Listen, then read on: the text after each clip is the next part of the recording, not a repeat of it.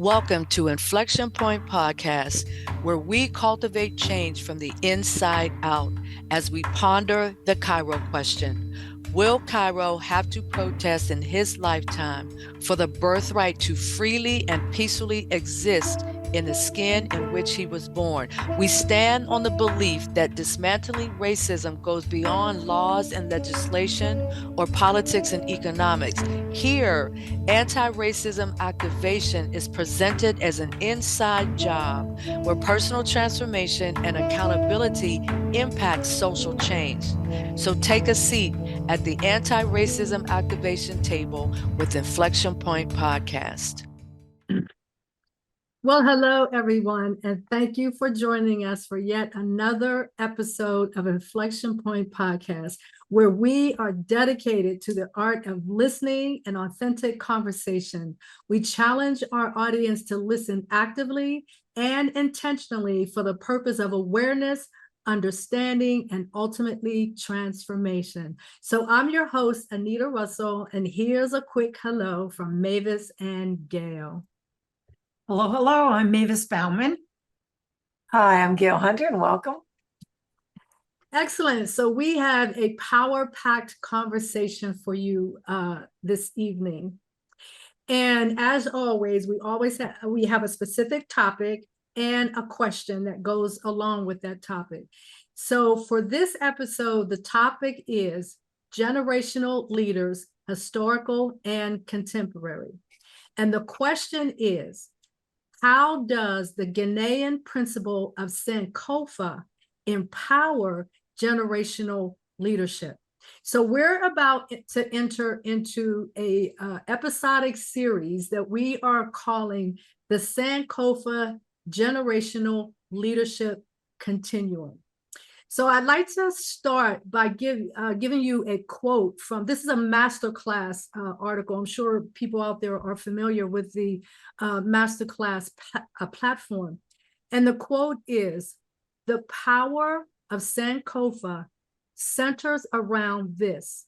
To know history and your heritage is to know your current self, the world around you, and how to better both." So if you break that word down into its three individual syllables, you get san, which means return, ko, which means go, and fa, which means look, seek, and take. So if you kind of put that all together, you can see that this is wisdom in learning from the past that can ensure a stronger future. Now, the icons of Ghana believe that there must be movement and new learning as time passes. And as this forward march proceeds, the knowledge of the past must never be forgotten. So if you've been listening to us for a while, you know we talk a lot about historical literacy. We talk about racial literacy, but everything is sort of within that context of history, knowing what is in our past, because that is what kind of got us to where we are in our present, where we can now make decisions and choices about where we want to move for the future. So the formal definition, this is my formal definition of the Sankofa Leadership Continuum, is a through line running from historical leaders of the past, for example, the conductors on the Underground Railroad, to contemporary leaders of the present, such as Queen Diambi of the Congo, to those who will emerge as future leaders. So melding all of this together, this historical and contemporary reality, this through line inspires activism, art, literature, ethnography, and research to fuel transformation. So we're going to be doing a series where we're going to highlight both historical and contemporary leaders. So each one of us has selected a particular individual that we kind of connected to, kind of that person's life or whatever it was their leadership was about, was something that we could resonate with.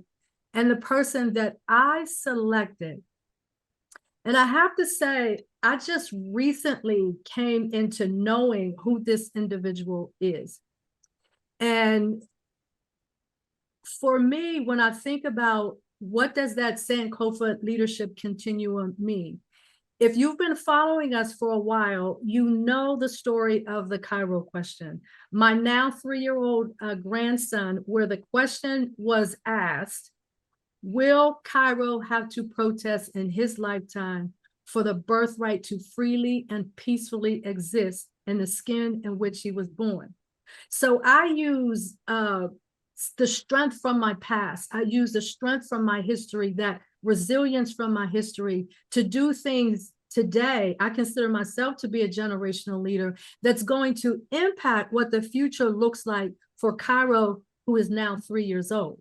And so that's when I think about that Sankofa Leadership Continuum, that's what it kind of means to me. So the contemporary figure that I selected is Her Majesty Queen Diambi Kabatusuila, the woman king and traditional leader of the Bakwa Luntun people of Central Kasai and African descendants of Brazil and Panama. In other words, she is the woman king of the Congo, and she's also the honorary woman king of the diaspora descendants of Brazil and Panama. And she is one of the most incredible individuals that I've ever had the opportunity not to meet, but to get to know. So I've been watching several videos of hers where she's just really talking about where she's coming from as this woman king. So one of the things that I learned from her is what this idea of a woman king, like what does that actually mean and where does that even come from? And so in one of the interviews I saw, she basically broke it down. And she broke it down in the sense of starting with kind of the creation story. And the way she put it, Adam and Eve were created to be like this. And we ultimately ended up like this. But when we were like this, there was no distinction between us in terms of gender, because we were complementary. And so there was no need to have that distinction based on gender. That distinction based on gender is when we start to see ourselves like this, because we start seeing ourselves as individuals instead of these complementary partners that are working together for a common good. So that was one lesson that I learned from her. And then when she got deeper into the idea of a woman king, what she said was, the woman represents power because we have the power to bring forth life. We have the power to give birth, and life and creation flows through this child that we're bringing into the world, right? And so the woman represents power. And then you have the man that represents authority, right? But again, if you look at those two like this, you see that power and authority are complementary to one another. Whereas we have a tendency to look at them as in conflict sometimes with one another. And so in the Western view, the king equals a man and the queen equals a woman. So they're separated like this.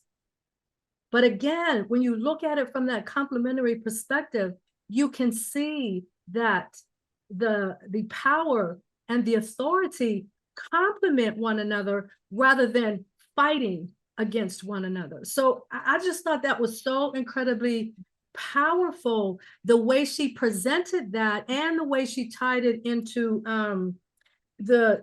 creation and all of that. So I was just really excited. And then the other thing that I learned from her, she talked extensively about the Berlin Conference of 1884 to 1885. And I've heard of the Berlin Conference, but I didn't fully understand what it was until I heard her speak. And essentially what it was 14 European countries coming together. So this is, if you know this time period, you kind of know that colonization is in operation. You know that the slave trade is in full operation. And the conference was designed to divvy up the continent of Africa among these 14 European countries and America. So America was involved in this conference, and it was about establishing these rules for division, how the continent was going to be split up, but it was split up at the expense of the Africans. And so again, one of the things that I think is so incredibly important in this work that we're doing today is that we learn how to look at all of these different things through multiple lenses. Because if you don't look at it through multiple lenses, you don't really understand the complexity of the history that we're walking in right now. And when you really, really break it down, the whole idea of colonization of Africa and how it was stripping people, and she kind of broke it down into being stripped of language, being stripped of culture, being stripped of your identity, being stripped of your sense of self, all of these things that were designed to redefine who we are.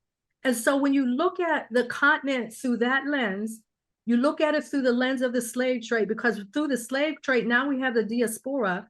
Now you have these all of these individuals that are kind of dispersed all over the country, or I'm sorry, all over the world. And when you really begin to understand the power of the Portuguese slave trade, coupled with the power of the slave trade from the countries in West Africa, you can just really see the destructive forces that were in operation when it came to the African continent. And so I just was blown away listening to her and understanding all of this from a totally, completely different view than my own, than the standard sort of American view. We all know how it's been in this country with regard to digesting our history and all of that. So the more I do this work, the more I dig into it, the more I understand the need for this Sankofa experience and this Sankofa way of looking at our history from the past, the present, and ultimately into the future. So Mavis, Gail, any comments or questions? I think it's fascinating that she had chosen to be queen of her country, and what she's done and how she's gone about really taking the history from the past and using it in the present in order to empower the people and to really put back and give back and create a new path, a new way of looking at their life experience and their connection to globally, to their connection. I mean, it's really impressive, really amazing. And one of the things that I did not mention is her own personal background, because she's actually Belgian. Her mother was a Belgian woman. Her husband was her father was an African man. And so you can imagine in this time period, what she was dealing with, being biracial in Africa. But when people look at her, they don't see the biracial aspect. They don't see the Belgian aspect of her. They just see her brown skin and assume that this is what her heritage is. And one of the things that she pointed out is how literate she was when it came to Belgian history and her ancestry, right? But she had very little knowledge of African ancestry and her history until she came to the United States, because she actually lived in the United States and was educated here, was working here and all of that. But she became the queen because her father was actually the next person in line to become the king. And he didn't want to. He didn't want to accept that responsibility or just to be in that role. And so it fell to her. And so even looking at that, you can see that whether it was a man king or a woman king wasn't really the issue. It was just having somebody willingly being in that position, in that role. And I would also like to point out that this is traditional kingship. This is not political kingship, right? So this is related to the traditions of the Congo and her people and all of that. So again, just really looking at her background and what she was wrestling with as an individual with her own identity, and now to be in this role where she's looking at it more from this diaspora perspective, and all of that, and putting out this call about the truth of the African continent. Right. I'll just say quickly that just hearing you talk about her makes me realize that I never studied African history, African American history, but not African, and studied Chinese, Japanese, all sorts of European history. Why not African history? You know, so it's kind of further evidence of the robbing of that history and identity as a people, as African people who had their own productive societies and way of governing and living and producing and loving. Yeah. So that's fascinating. I want to learn more about her. Yeah. So at this point, I want to pass the baton over to Gail, and she's going to talk about the person that she selected to highlight for this conversation. You know, I always in my work help people look at how their history has helped, you know, transform them, help them grow, help them learn, help them be able to take from that history and use it in the present to heal or to grow or whatever the specific may be. And that Sankofa is very much like that. It's geared towards what we're talking about is geared towards leadership. And so the woman I chose is Septima Poinsett Clark. Septima Clark. She was born in 1898 and she died in 1987. So her life spanned quite a few years during some very critical time periods, right? So she was the second of 8 children. And I want you, when you listen to her life story, just listen to the resiliency in this woman and how she came from pretty much nothing and what she was able to accomplish in her life. So she was born, her father was a former slave and her mother was a laundress, and they struggled to pay for a high school education. Even though they did, she still graduated from what I believe the name was Avery Normal Institute in 1916. She soon married a Navy seaman in 1919, and they had a child, but he died in infancy. And then she had a son in 1925. But shortly after the baby was born, her husband died. So there she is, this single parent, right? And that in itself is a difficult thing to experience in any lifetime, let alone during that time period, right? Because you're talking about right before the Depression started hitting. And so, I mean, it was not the best of times. But what she did was she got a teaching degree, and they wouldn't let Black men or women teach in the public schools, and she's in South Carolina. And so she taught in the rural areas, and she managed to even get not just a bachelor's degree, but a master's degree from Hampton Institute in 1946. She's a pioneer in the grassroots citizenship education, and many people called her the mother of the movement and the epitome of a community teacher, intuitive fighter for human rights, and leader of her what she called her unlettered and disillusioned people. Septima Clark, she also pioneered the link between education and political organizing. She really focused a lot on literacy because she believed that really meant liberation or freedom. And so she would go in the rural areas and teach people how to read and write because she believed that would really empower them. She at some point she lost her teaching position because she decided she was doing some work with the NAACP, and South Carolina actually passed a law saying that anybody that was working for government or education was not allowed to work for any kind of activation system or group. And so they took her teaching job away from her.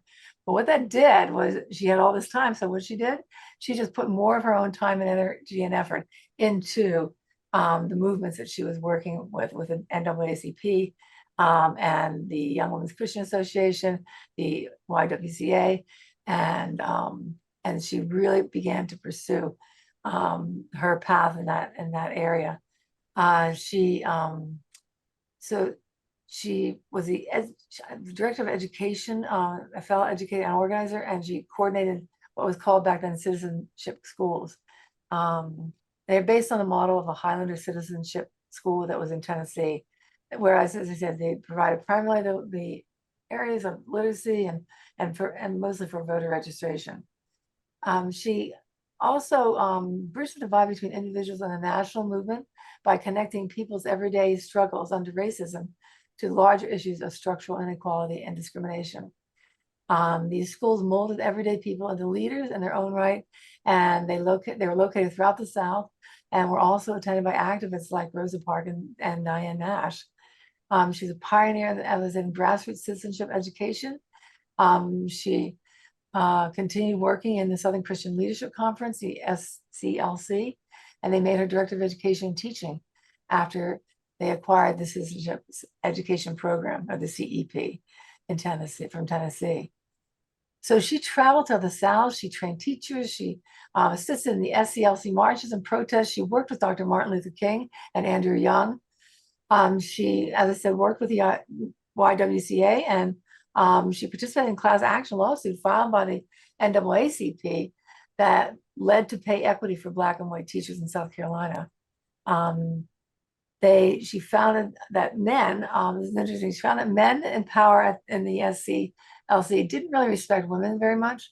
And so her ability to weather racism on one front, as well as sexism in her own community, really speaks to how the double jeopardy of Black women's oppression existed and how she managed to really step into both places and do what she could to raise the consciousness of all.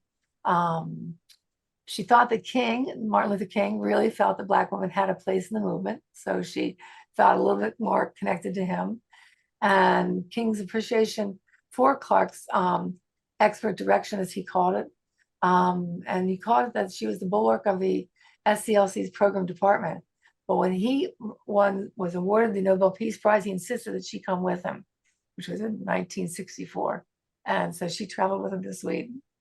After retiring in 1970, she also continued conducting workshops.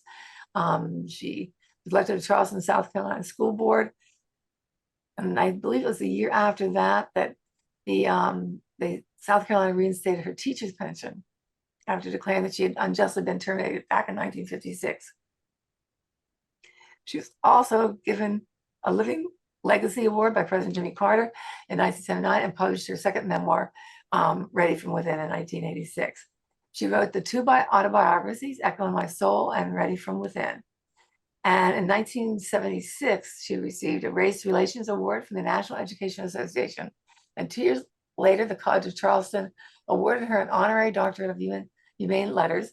And in 1979, President Jimmy Carter presented her with a Living Legacy Award. So I look at this information of this amazing woman who really came from hardly anything, right? But her determination, her tenacity, her courage was just absolutely pretty amazing. And she was a single parent for so many of those years, right? And that's a difficult experience to be as a single parent in this decade, let alone in those decades before.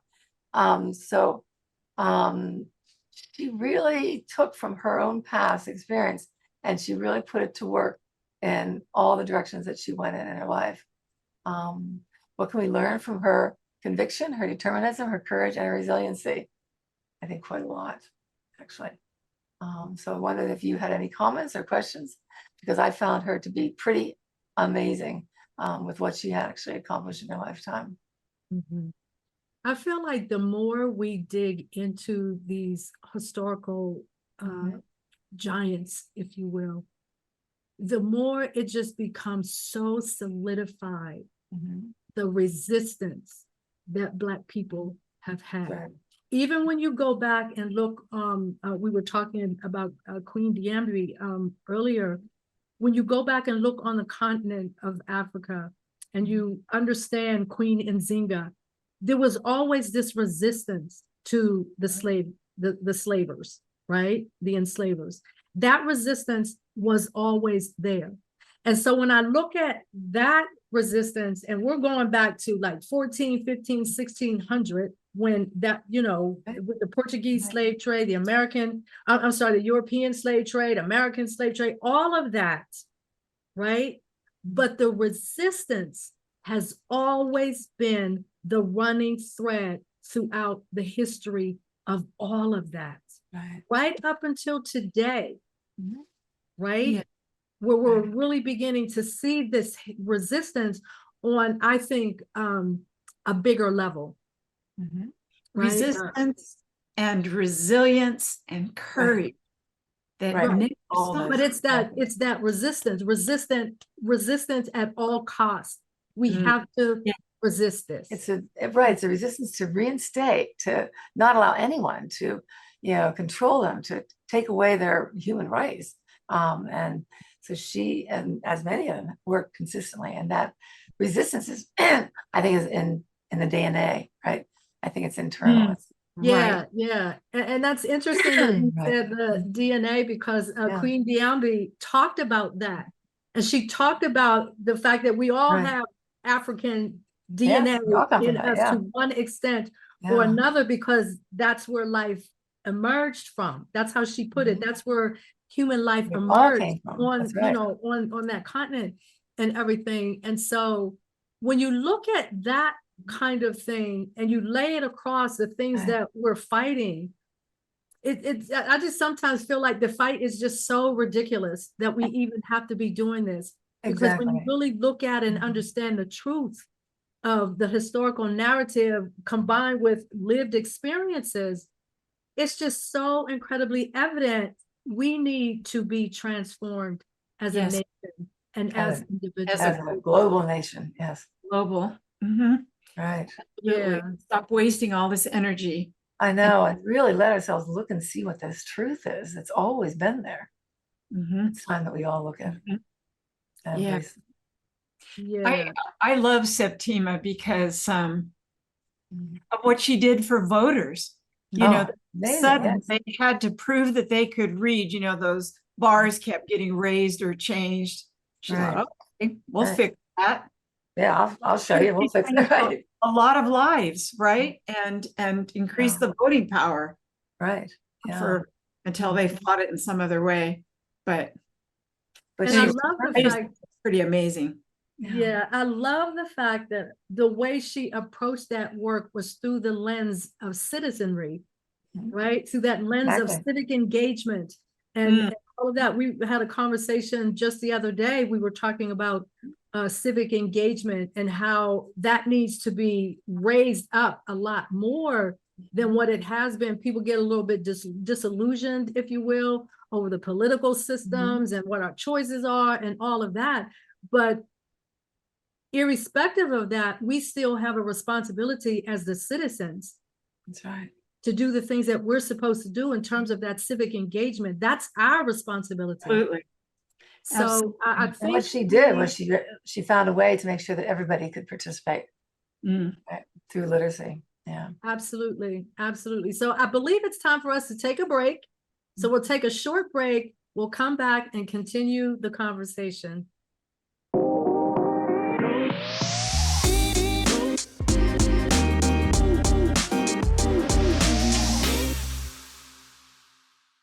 So welcome back to Inflection Point Podcast. We are discussing the Sankofa Leadership Continuum. And I'm going to pass the baton to Mavis, and she's going to share some of her insights. Great. I am so excited to talk about Maud Kalin. otherwise known as the Angel of Twilight, and you'll understand that in a moment. I think she might have been a contemporary and might have even known Septima, Gail. Mhm. So same sort of era. She was born in 1898 in Florida, and became a nurse midwife in South Carolina. She was one of 13 kids and orphaned by the age of 6. And she grew up in the home of her maternal uncle, who was a doctor. So it kind of inspired her to get into the health field. She attended Florida A&M University and Tuskegee Institute. She graduated in 1922. And as I read that, I was thinking, what resistance might she have encountered as a Black woman at that time to enter, to get her education? So clearly she's a person of determination. She was called to be an Episcopal missionary nurse in Pineville, Berkeley County, South Carolina. She was one of only 9 nurse midwives in South Carolina at that time. Wow. So she operated her own community clinic out of her home, which was a long ways from any hospital. And it's estimated that she delivered anywhere from 600 to 800 babies in her 62 years of practice. I do not know when this woman slept.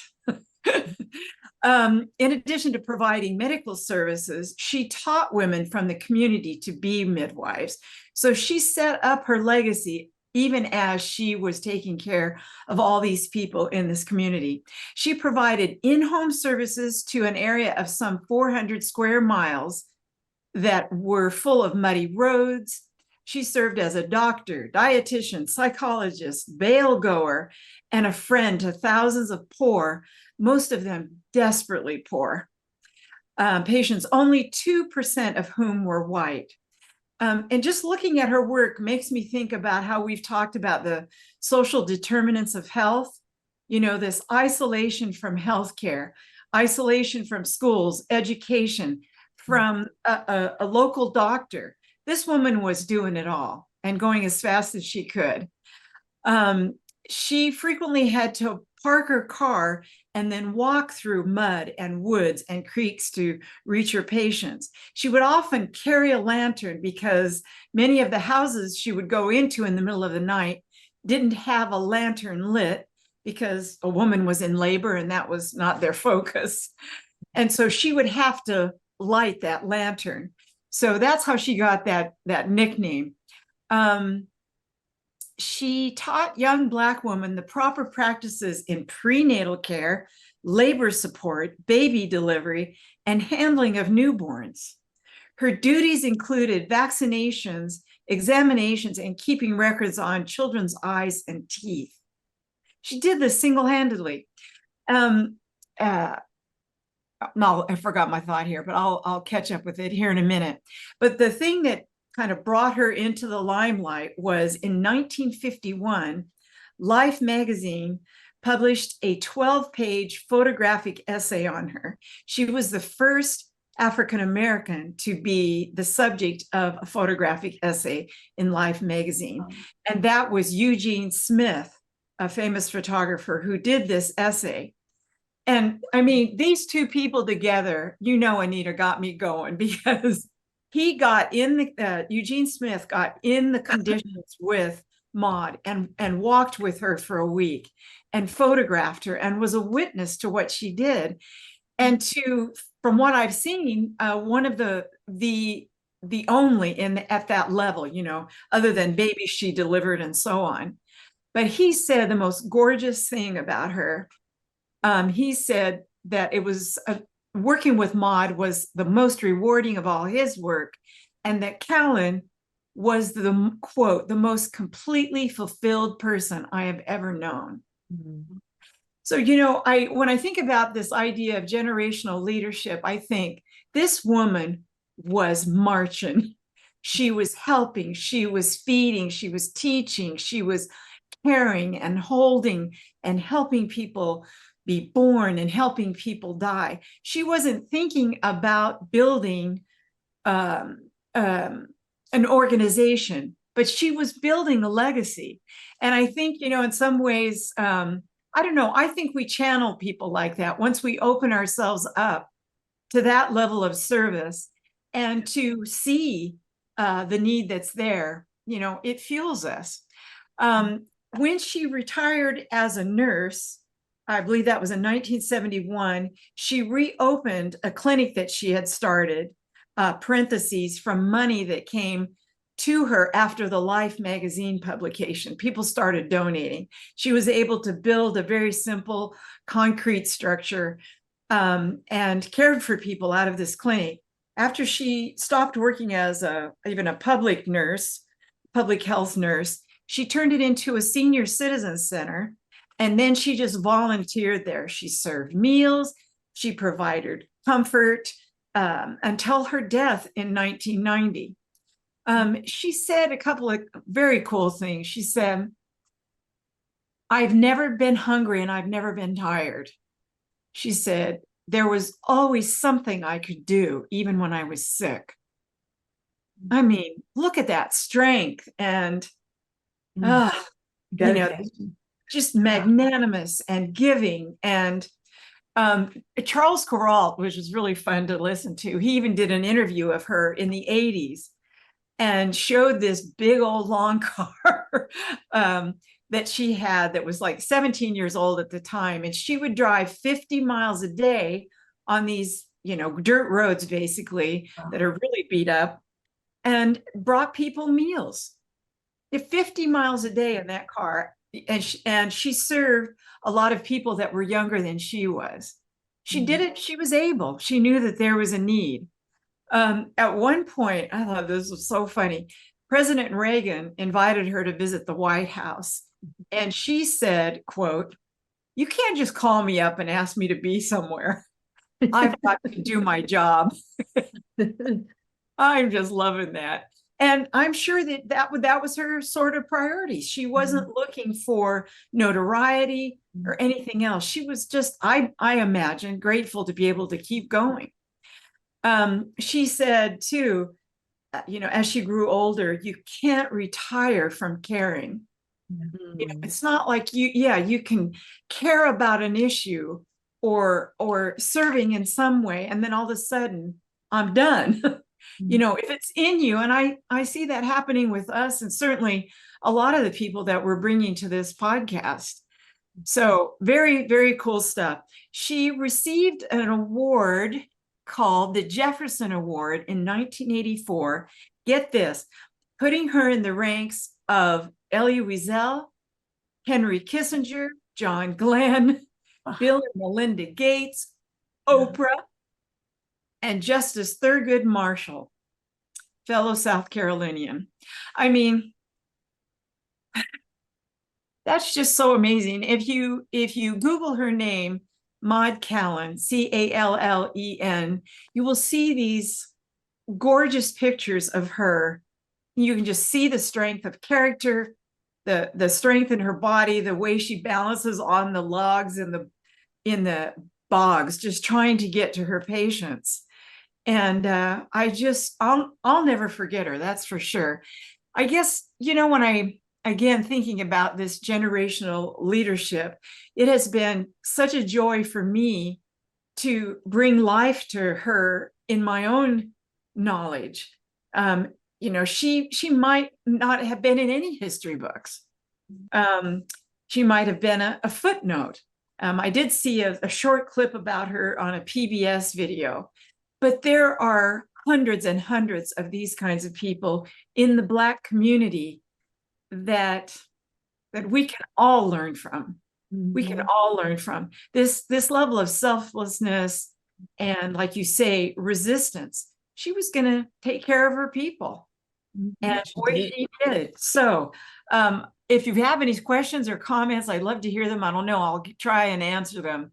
I just love Maud.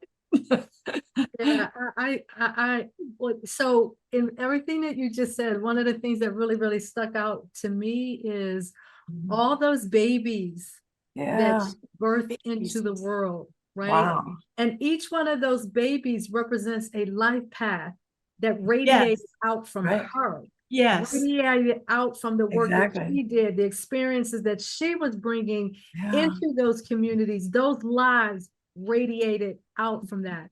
And wouldn't it be exciting if we knew who some of those babies were and could Well, see yeah. like what are their lives today? I think we could find them actually.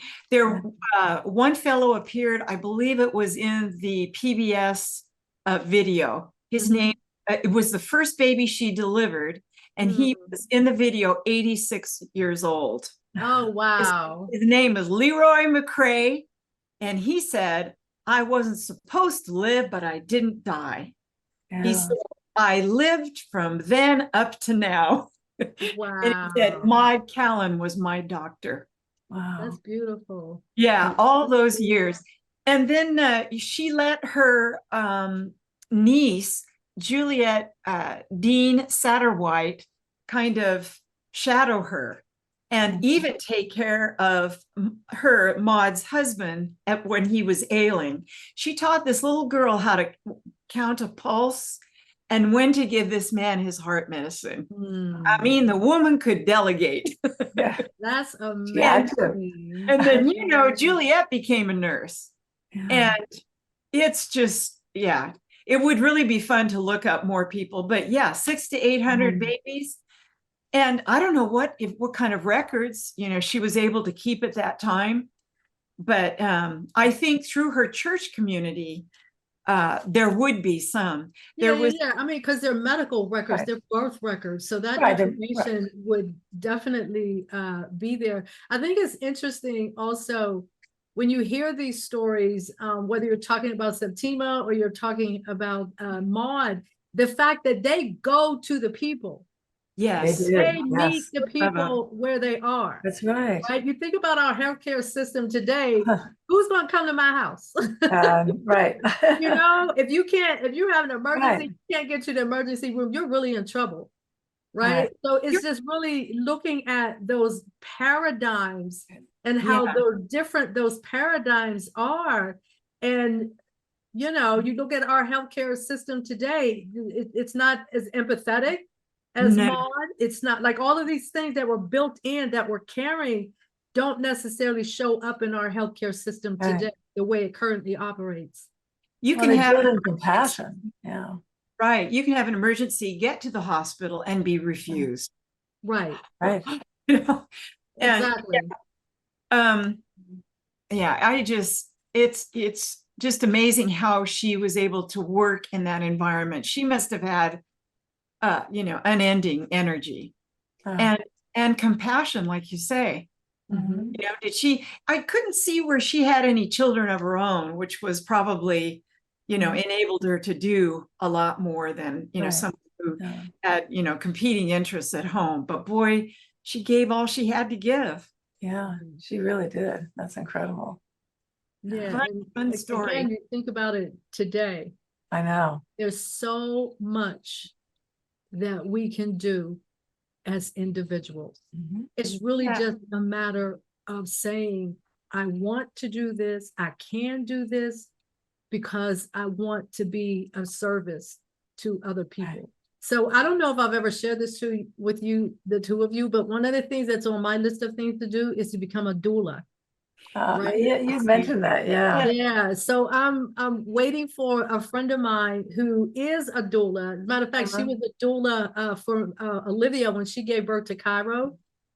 And her name is Jackie. And so Jackie is in the process of getting her certification to be able to teach people to be a doula. So I'm waiting for her to finish up her certification so I can learn under her and become a part of her network. And then that's part of the service that I can then begin to give in addition to some of the other things that I'm doing. But I just marveled at how wonderful it was to have a doula present Oh, when Olivia was Oh, yeah. when Olivia was giving birth to Cairo. Right. It made such a big difference. And she was right there with me on every avenue. Like when, there was a little bit of distress and she was right there explaining things along the Right. way. It was just a very beautiful experience, I thought. And Well, I wasn't even the one having the baby. Yeah. I think about the idea that if you have an idea of something you'd like to do, there's a way. There's Mhm. always a way. There's a way. And seek it out. Like on this help here for the kids thing, where this march in Denver Mhm. about gun violence. A woman says, people say you're not an activist. She said, I'm here to take my power now. There's something I can do. Mhm. So Right. I want to sneak in another comment about generational Leadership. leadership. I was going impact. And that is because my colleague in Rwanda, Mhm. Deborah Kagwisagaya, has her organization, and it is called Generations Impact. Deborah and I work together in my capacity in Seed a Better Life we've been working with genocide survivors and then the next generation to educate these kids and feed them. And I just thought it was interesting that, here's Deborah with this organization, Generations Impact. She told me how she came up with that name. She was very overwrought with trying to care for some genocide survivors and was just at a loss for what to do. And she, was very concerned about the past violence in Rwanda. She fell on her knees and said, Lord, help me to find a way to prevent the next generation from having to live this way. And that's what we're all talking about, right? Yeah. Whether it's racism, or healthcare, all of these things, we're talking about impacting the next generation. So yeah, really, really good stuff. Yeah, that's really powerful. Yeah, And, very powerful.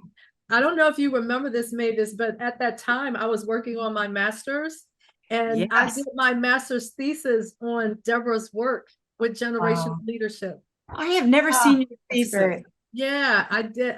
I did it on her work. Oh my goodness. Yeah. I don't know if she knows that. She would be thrilled. Yeah, because I don't think I ever shared that with her. Oh. I don't think I just wanted to finish it up and get out. yeah. You know? But all these seeds have been dropped on the ground, haven't they? In Gail's work, as we've said, she's pregnant with her idea for what, 15 years or something, Yeah. Gail? Yeah, Serve people mind, body, and spirit. And all of these seeds are coming together and creating, a veritable forest right. of better living. Right. I'm Well, sticking- at the very least we can all do is hold space for that, right? Whatever that is that you wish and you believe needs to change, and just hold space in your heart and your mind, and with a positive belief that it will, and it is. Yeah. And it may, and it will happen. Just as these seeds are now coming to fruition. Right. Right. Good Yeah. point. Exactly. And you just mentioned seeds, and it made me think of something else that Queen Diambi was talking about, because she has a very long name, right? And it took her, I want to say, at least 2 minutes to say and explain her name, because what's embedded, it's so beautiful.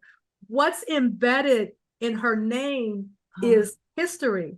So there's her name, and then the portion of her name that follows that is her father's name, and so on and so on and so on and so on. And so you ended up with this long creative name. And she made this statement that your name is like a seed and it unfolds your purpose. And so when you look at that long name that she has, and if you start at the end and work your way up slowly, you're moving towards her and her purpose as becoming this queen. Oh, I am loving Oh, that. yeah. Isn't that amazing when you That think That is about it? gorgeous. Again, it's about breaking the paradigm in which Yes. you are used to thinking and understanding that there's other ways that you can begin to look at things, right? Exactly. And then Absolutely. just take one small step at a time. That Yeah. each step leads you to the next and the next. Exactly, exactly. And it's a beautiful thing to be able to sit here contemporarily and to be able to look back along this whole entire sea of seeds that have been planted along the way, and all this fruit that was being all these plants that were bearing all of this fruit right up to me. And then what am I sowing? Because I need to be able to continue that process of sowing so that I'm doing something that's going to be producing that fruit for future generations. And I think keep coming back to that, because you all know that I started this work on behalf of Cairo. Mm-hmm. And just ensuring that things will be different for him, because he's an amazing human being. Mhm. Even at the age of 3, I can see Yeah. those seeds, right? Those Right. seeds are there. So we are just about completely out of time. And before we end, I wanted to read this quote. I want to leave the audience with this quote. And this is a quote from Queen Diambi. And by the name, her name Diambi means bearer of good news, right? So here's the quote. We are one human family. Yes, some of us are dark and some of us are pale, but we all originally came from Africa, and Africa can be fully for humanity. Africa is not yet as damaged as many places in the so-called developed world. Development thinks that technology will solve everything, but really technology often creates as many problems as solutions. We should live more in harmony with our planet. So she actually does a lot of work as an environment in that environmental space, right? Mm-hmm. Africans should have a seat at the table. We need more diversity so that we can be more creative with our solutions. Every human on the planet will find some link in their DNA, some link to Africa in their DNA, because this is where humanity emerged. I hope that everyone will find a place in their heart to hear Mother Africa calling them. This is our land. It will never exclude anyone who comes here with a good heart. You will always be welcome. Don't come here like your forefathers who came with guns and the idea that nothing about us was good enough. They even demonized everything about us, ultimately to have us change who we were, our appearance, our language, our traditions, our religions. Come in peace and let's see what we can do together. Isn't that beautiful? That is so That cool. is so beautiful. Yes. And it's so true. Yes. Come, you will always be welcome. That's the way I have always felt going there. Yes, yes. I completely agree with that. So to the audience, I want to thank you for joining us for another episode of Inflection Point Podcast. And we invite you here on Transformation Talk Radio. We're here every first and third Wednesday at 3 p.m. Pacific time, 6 p.m. Eastern time, and we will see you the next time. Thank you for listening to Inflection Point Podcast, where our mantra is cultivating change from the inside out. The journey towards anti-racism and social change doesn't stop here. Truth, reconciliation, and healing come from ongoing, open, honest, and deliberate conversations. Continue to dive in and deconstruct your thoughts, ideas, and beliefs as we band together to manifest social change. Tune in to Inflection Point Podcast every first and third Wednesday at 3 p.m. Pacific, 6 p.m. Eastern, here on TransformationTalkRadio.com for more conversations about how we can cultivate change from the inside out.